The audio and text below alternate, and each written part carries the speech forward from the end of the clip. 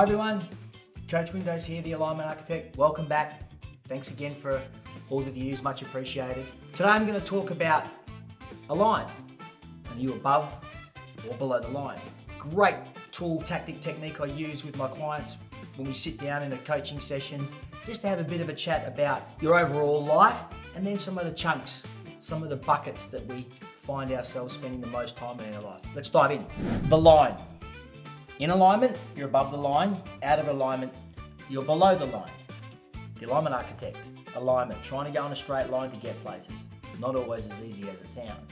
Above the line, you're happy, you're open to the world, nothing stresses you out too much. You're curious, you like learning, you're committed to it, you're in a growth mindset. Yep, I can get better, this can change. Beautiful, happy place to be. Below the line, a bit more closed off, a bit more defensive, worried about what people might be doing, saying. Threats is something or someone causing you to be out of alignment, not be the best version of yourself because of them or that. Very important one, very powerful one. You got some fear, false expectation, which appears real. Or you got some self-doubt, I'll never be able to do it. It's about that growth mindset, fixed mindset mentality again. And just overwhelmed. I'm not feeling good about it. It's just too much for me. I've taken on too much. They're expecting too much of me. Just really stressed and overthinking it, which you've heard a lot about in the past videos I've done. And overall, above the line, we're creative, we're innovative, we're ready to explore the world. Below the line, we talked a lot in the last videos I've done about comfort zone. It's hard, it's not fair, I'm just gonna give up. This is not what I wanna be.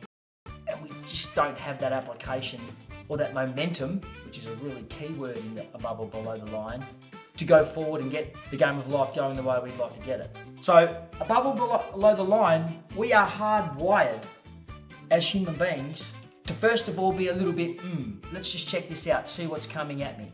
And once I understood that I was hardwired to go below the line, I really realized how often I would go below the line as a first thought, oh, what's happening here? And then stay there. I wasn't able to jump back up above the line and go, okay, yep, that's happened, or that person said that. I'm gonna take that as a challenge and go and learn something from it. You think in sport, if you don't have such a good game, week after week, things don't go well. But if you've got good processes and your results don't matter as much, you just know that eventually your mission, your vision, your dreams, you're going to get there because you're going to be open, you're going to be creative and innovative and curious and continue to live in this space. In the world, I've broken my life into 4 real key buckets that I look at all the time. And what we try and do in the sessions is talk about where am I, above or below the line, in these buckets of my life. So the first one is in relationships. For kids, how you going with mum and dad, sister, brother? Are you living up here or are you living down here? There's a line down the side. You've always seen me in the videos talk about just give yourself a score. So at the moment for relationships, I'm about a 7. I'm feeling good, the people I'm around, it's really good. Finance, so money. But if you're going to school, that should be the one in there that sits in school. How are you going?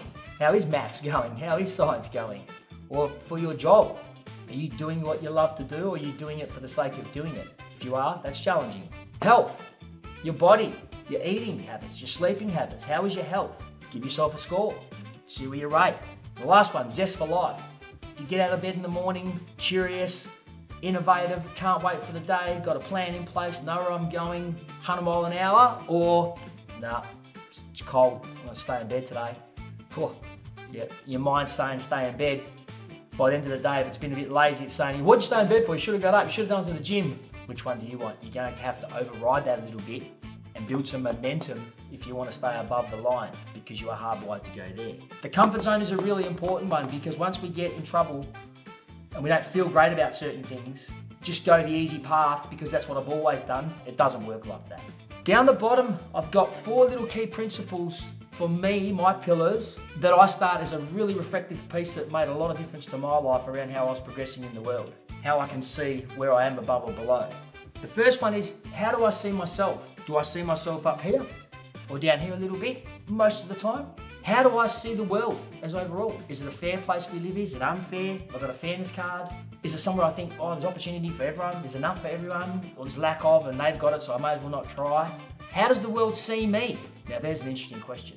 The last video we did a SWOT analysis around your weaknesses, your blind spots, opening up around, geez, If I went and asked my mum and dad what they think about certain things, what would they say? If I asked my partner, my brother, my sister, what do they think my weaknesses are, and they tell me something I wasn't really ready to hear, that's confronting. But if they tell you something, well, we think you're this type, above the line comment, you go, wow, I didn't know that either. It can work either, but be careful what you wish for. And the last one, how I want the world to see me. If you think about if it was the last day on earth that you had, what would your legacy be? What would people say about you?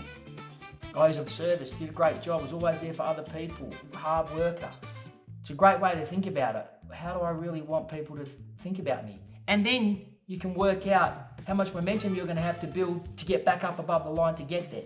So a very, very powerful tool, a simple line, above or below, in or out of alignment, some buckets in life that you can score yourself against, and if you get a low score on one of them, then have a think about that. Break that open and think, well, why am I struggling in relationships right now?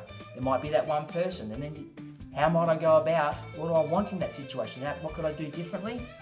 And then these 4 little pillars down here, see myself, how I see the world sees me, and how I'd like the world to see me. If you can sit down with a piece of paper and jot some of those things down, I promise you, you'll be blown away by the fact that you can start to get a bit of a map around where you're living most of your day, your month, your year, below or above the line. Have a go. Good luck.